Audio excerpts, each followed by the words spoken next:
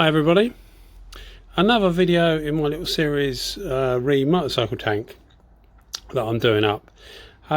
This one's to do with filling. Now I've toyed with the idea of merging videos into one, but as you can see, I've speeded these things up.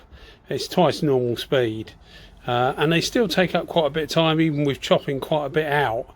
And if I was to add it to your video of spraying your primer and all that, it'd make it such a short video that it's probably, what I think I'm saying is that they're probably worthy of a section in their own right. So what I'm doing is just doing each stage as I go along, making the video as short as possible while you actually see a bit of what's going on, so that you get an idea of what to do. And it also, if people are after one specific section, they can go to a video and find it, if they're searching for YouTube or whatever. So yeah, that's what I think I'm doing. So what we're doing at the moment is where the dents are on the tank. If you watch the other videos, you'll see that we've got most of the bigger dents out of the tank, but it's inevitable. Well, it's inevitable for me anyway that you're going to leave some other dents, because I was trying to do it with basic tools, get the dent out with basic tools, which basically is a screwdriver. You can get some like longer angled levers which can go in underneath the tank or through the cap and help you pry things out, but they're a relatively specialised tool. They're not particularly expensive. I have got some, but they're not particularly expensive. But most people wouldn't have them, and they probably wouldn't buy them if they was going to do one tank. So the idea was I'd keep it down to basics, and most people have a couple of long screwdrivers and a little mallet or whatever. So that's what I've done, kept it down to basics. So this particular part is 4 times speed. I'm not really that quick at mixing up filler. But normal process, P of filler, P of hardener to around a golf ball of filler. That's the normal way. But obviously check on the can what you've got. Give your filler a really good mix up, because there's nothing worse than not getting it mixed up properly, because you'll find some of it will go off and some of it will remain soft, which is no good at all. It all needs to be reasonably hard, and don't put too much hardener on thinking that you're doing good, because if you put too much hardener on, the stuff goes off before you can even get it on there. So what I'm trying to do is I mean, I'm no expert at filler. I'd actually hate it. It's a job I really don't like. I like spraying stuff, and that's what I enjoy. So you tend to sort of, the things you don't like, you tend to sort of skip through or whatever, don't you?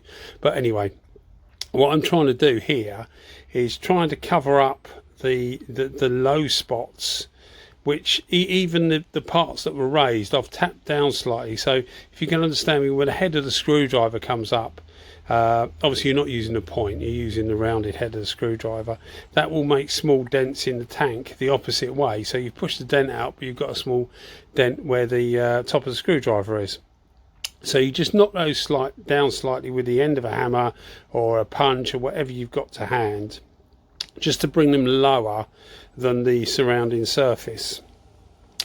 And then I've gone over it, as you can see at the start of the video, you saw me with some sandpaper, and that was 80 grit, and that's just literally the areas where you're going to put the filler. Just scratch it up with 80 grit so that the filler's got something good to adhere to.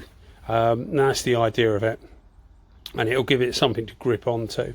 So we're putting the filler on now, and what I was trying to say earlier was put as little filler as you can possibly get away with.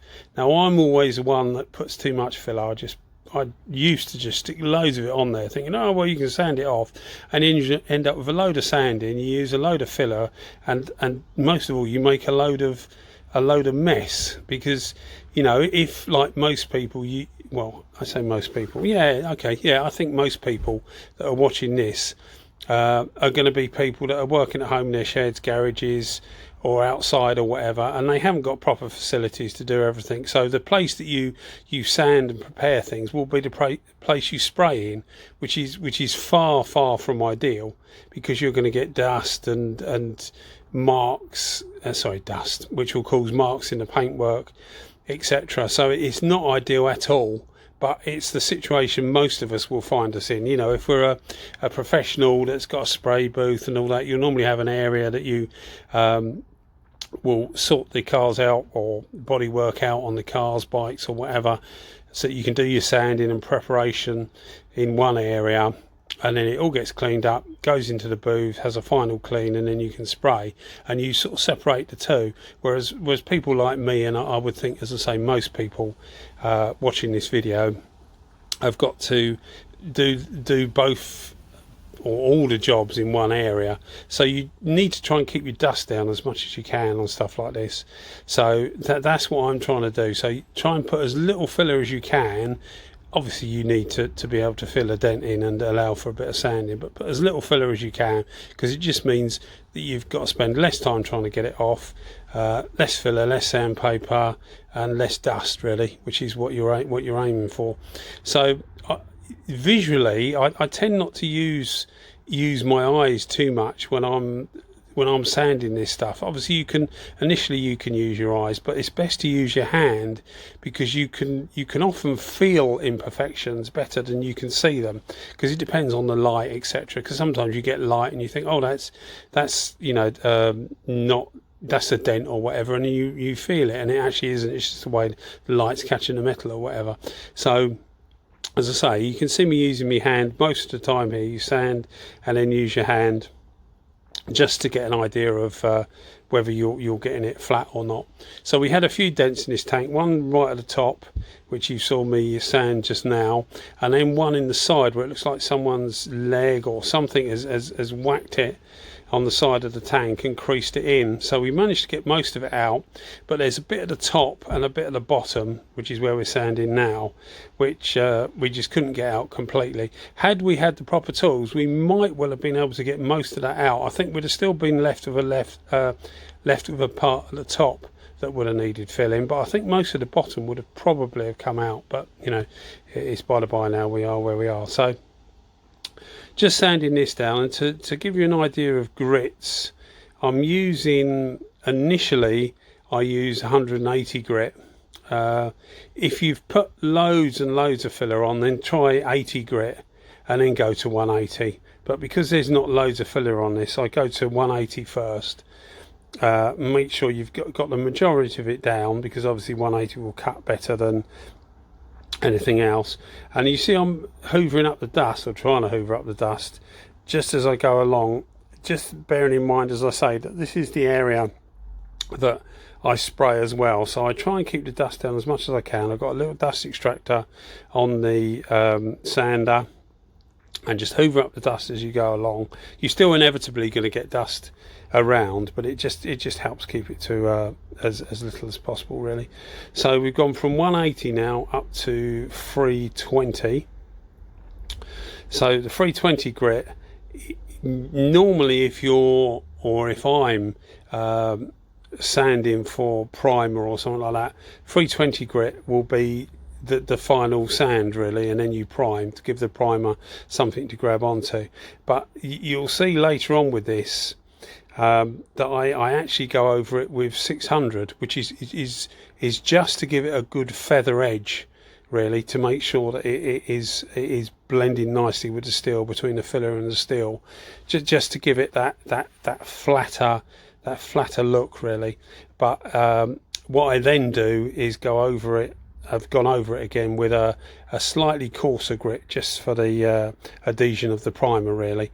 But you know, it's I guess it's a personal thing what different grit people use, but you know, it's considered normally standard something like 320 to 400 or something for primer, and then something like 600 for paintwork, and then sort of 800,000 or whatever for if you're doing clear coat. Normally, obviously, if you're doing base coat and then clear coat over the top, you don't sand it afterwards anyway. But if you're doing you know, re-clear coating something that's had clear coat on it for a while, and you just want to re-clear it, you can go over it with like 1,000 or whatever, and the clear coat will cover the marks left by 1,000 grit quite easily. So we've done the sanding. I'm just doing a bit of cleaning up, and then I'm going to use the 600 grit just to feather it in for my own peace of mind, really. As I say, often maybe you wouldn't use this last grit, but I have done. So that's about it, really. As I say, it's a long video, I suppose, just on filling, although I've tried to make it as quick as I can, but I wanted to get a bit of information of what I do. You know, some people are saying, oh, he's doing this wrong or whatever, then, you know, that's fine. It's just the way I do it, and it works for me, and if it works for me, then it's fine by me. But, you know, as I say, other people can maybe learn a few things that I do, and if they like it, then they can follow it. If not, they don't have to. Anyway, thanks for watching another video. If you've made it through to the end here, then great, thanks very much.